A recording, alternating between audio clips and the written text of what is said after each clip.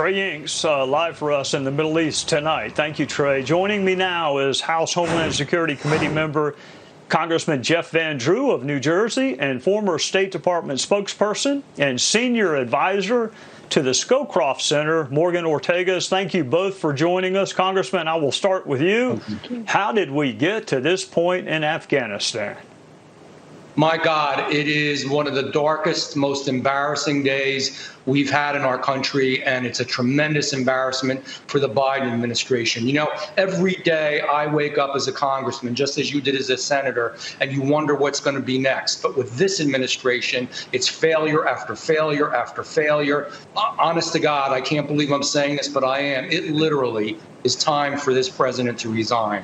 It is time for this vice president to resign. It is time for the Senate president and our speaker to resign. We need new people, even new Democrats, hopefully that are moderates. We can't keep doing this. It's only been about 7 months, and this is the worst of all. This is the real topper. I mean, people that we trusted and worked with there are going to be killed. They're going to be tortured. They're going to be hurt. Women are going to be raped. People are going to be beheaded. This was not an exit strategy that made any sense. And in no way, it should have been a conditional exit strategy. In no way should this have been done. And let me just top it by this. The president promised us that this wouldn't happen, promised that it wouldn't be like Vietnam, promised that there wouldn't be people trying to literally be taken away off the top of our embassy, and literally just his words a short period of time ago, and not one word made sense. None of it was right. We can't keep doing this. We've got to but we have to be the America we've always known and always loved. This is not that America.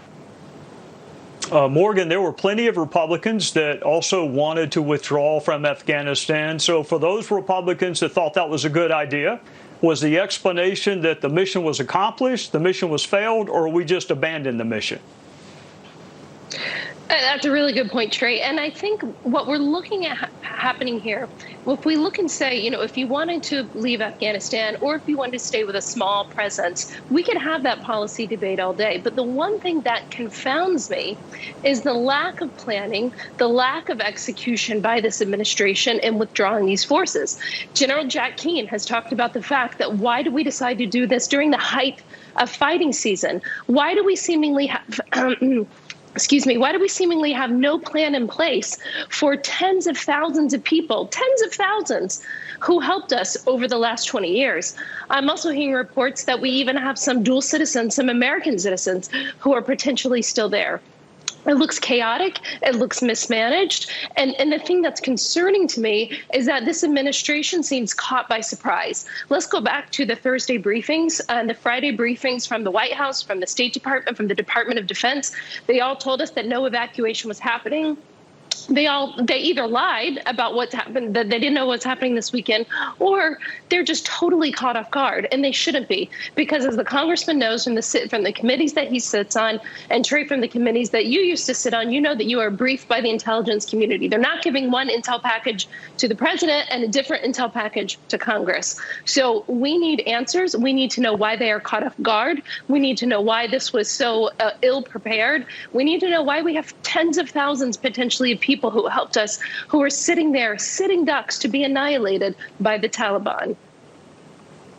Congressman, we've only got a little bit of time, but do we know how the Republican withdrawal plan would have been different? I think President Trump actually had an expedited withdrawal plan, not even waiting till September 11th. How would it be different if there were a Republican president? Oh, believe me, it would have been different, because the difference is you can withdraw, but you have to make sure that you're connected with what's going on the ground, that you have the proper intelligence, none of which this administration obviously had. And third of all, you have to make it extremely clear to the Taliban, if they do anything that is in any way going to harm the world around them, basically, that they are going to be, the rain of hell is going to come down on them, that they are not going to get away with that. Yeah. You cannot deal with people. And instead, we're begging the Taliban. I know it. We're dealing out of weakness. We're begging them, please leave our people alone. You can't do that. You need to have a strong America, a strong military, and deal with them in a way that makes sense. We never would have done this.